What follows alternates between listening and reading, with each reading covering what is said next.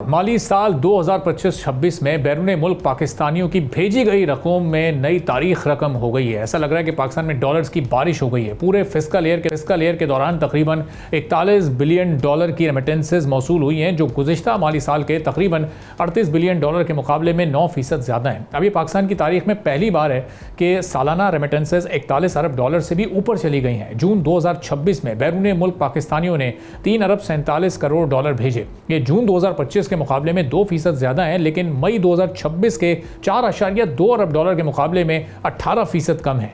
अब इसकी ज़ाहिर बड़ी वजह है कि ईद से पहले मई में होने वाली गैर मामूली रेमिटेंसेज थी, जिसके बाद जून में सूरत हाल निस्बतन मामूल पर आ गई है। अब स्टैटिस्टिक्स के मुताबिक सबसे ज़्यादा रकम सऊदी अरब से पाकिस्तान आई है, जहाँ से जून में 830 मिलियन डॉलर मौसूल हुए हैं। फिर दूसरे नंबर UAE पर आता है, दूसरे नंबर पर, जहाँ से 792 मिलियन डॉलर आए। बरतानिया से 515 मिलियन डॉलर आए और यूरोपीय यूनियन के ममालिक से 415 मिलियन डॉलर मौसूल हुए हैं, जबकि दीगर खलीजी ममालिक से 321 मिलियन डॉलर की रेमिटेंसेज आई हैं। अमेरिका से 297 मिलियन डॉलर पाकिस्तान आए, जबकि दुनिया के दीगर ममालिक से 305 मिलियन डॉलर मौसूल हुए।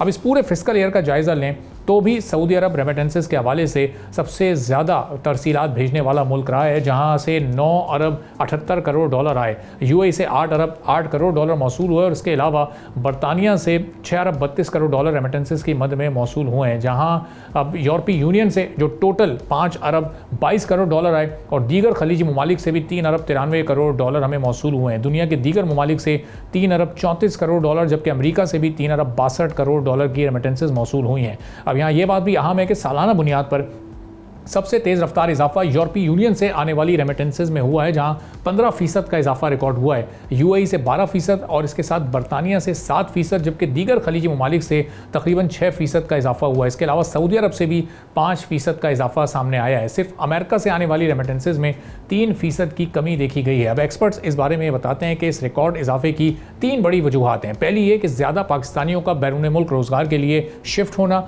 दूसरी बड़ी वजह यह कि हुंडी और नॉन कन्वेंशनल ज़राए के बजाय अब बैंकिंग चैनल्स का बढ़ता हुआ इस्तेमाल है। और तीसरी बड़ी वजह यह है कि रुपए की कदर में अब एक स्टेबिलिटी आ गई है, जिसने कानूनी ज़राए से रकम भेजने का हौसला बढ़ाया है। और ये रिकॉर्ड रेमिटेंसेज पाकिस्तान की इकॉनमी के लिए बहुत ज़्यादा अहम है, क्योंकि यही डॉलर फॉरेन एक्सचेंज रिजर्व को सहारा देने के साथ हमारे करंट अकाउंट पर दबाव कम करते हैं और साथ ही रुपए को भी किसी हद तक स्टेबल करते हैं और मुल्क में लाखों ख़ानदानों की इनकम का बड़ा ज़रिया बनते हैं। लेकिन एक अहम ख़तरा भी यहाँ पर मौजूद है कि पाकिस्तान की रेमिटेंसेज का बड़ा हिस्सा अब भी सऊदी अरब और UAE पर ही डिपेंड करता है। अगर गल्फ मालिक में तेल की कीमतों के साथ रोज़गार या इमिग्रेशन पॉलिसियों में कोई बड़ी तब्दीली आती है तो फिर पाकिस्तानी रेमिटेंसेज मुतासिर हो सकती हैं। इसलिए लॉन्ग टर्म में सिर्फ रेमिटेंसेज पर रिलाई करने के बजाय अपनी एक्सपोर्ट्स को बढ़ाना इस वक्त एक स्ट्रेटजी होनी चाहिए। लेकिन इन रेमिटेंसेज से अभी भी करंट अकाउंट के खसारे को पूरा किया, ये कैसे बढ़ाई जा सकती हैं?